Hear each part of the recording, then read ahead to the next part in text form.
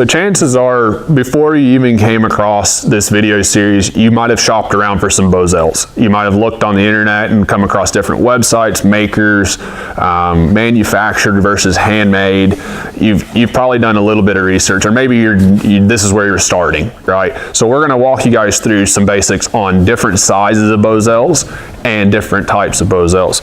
I'll just pick up this one here first. This is one that my wife had made for me for Christmas, and it is just a very basic plain rawhide Hackamore. And hopefully by this point you realize there's not a mechanical Hackamore sitting here. We're not talking about those pieces of junk. We're talking about a traditional rawhide Hackamore. And so this one here is a 5/8 Hackamore. And I'll just walk through the basic pieces here. You got your nose button, you got your side buttons, you got your bars, and some people call this like the pineapple knot down at the bottom. It's a rawhide core, rawhide braided Hackamore. All right, so this one's 11.5, which means it measures 11.5 from the bottom of the pineapple knot up to the nose button. And so you'll notice that if you look up on different charts, they'll have a measurement between the two nose buttons. They'll have a measurement on how wide this nose button is, as well as how tall, let's call it, your Hackamore is. And so there's lots of different types of Hackamores out here. I got this was my preference because we're starting a lot of Colts in Hackamore, so I didn't need anything super fancy. So I just went with your basic plain rawhide Hackamore, something that has good feel to it. You'll notice that if I take this, see how it just kind of moves around, and it's kind of like jello a little bit. It has life to it. And so you don't want something that if you push it together, it feels like it's going to snap. Like, you want it to be able to be flexible, so that when you pick up on your horse, and you see how if I take this back, it returns straight back.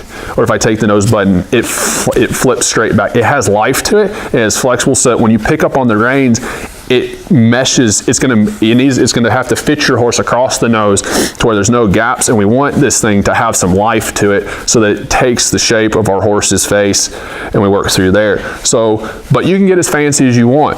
I don't have anything super fancy sitting here, but this Hackamore is a Martin Black Hackamore. Actually, it's a 12.5, so it's a little bit bigger. We ride a lot of warm bloods, so we have some typically bigger size Hackamores than what someone that might be riding an Arabian or a smaller headed quarter horse or a pony might need. This is one that's in a shaping block, but this is a 12.5, and this is just a basic leather Latigo nose button. So it's a little softer than this rawhide, just by a little bit. But guys, you can get as fancy as getting kangaroo hided nose buttons with kangaroo and heel knots. Heel knots are pineapple knots down here at the bottom. You can shop around. The basic, there's different plats. There's 8 plat, 12 plat, 16 plat. I think there's even 32 plat Hackamores out there. And the plat means the amount of stitches that goes through and that's been braided. And so these are all, I prefer, you're anywhere from a 12 to a 16 plat. The 32 plat gets really fine. They're easy.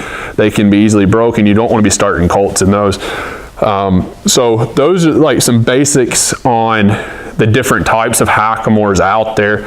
And you just have to figure out what you like. I mean, if you have the money to go spend on something that's super fancy, by all means. But if you're just looking to get started, you want something that's pretty functional, this is one of my go-tos. It still looks good on a horse. I think I prefer the way it looks. I'm not into the super fancy stuff myself, but this is super functional. And you'll probably be able to pick up a Hackamore like this probably in the $250 to $350 range.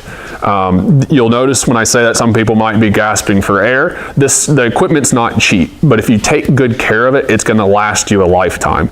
And so if you just leave your reins tied to it and you throw it in the back of the horse trailer and you head off and you forget about it during the summer months, it's going to break apart, because this is rawhide. We're using hair reins, and you got to take care of it. And so you can go up and you can spend as much as $800 to $1,000 on the Bosal itself. And so I've referred to the Hackamore. The Hackamore is the entire setup. It's the hanger, the Bosal, and the reins.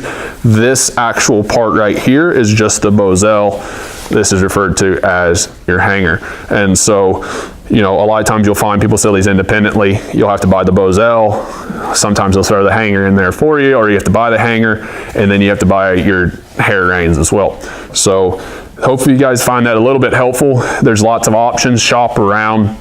We certainly have our preferences on that, and you can check out our website to see where we get our Hackamores from, and sometimes we carry a few in stock, so you might be able to find one from us.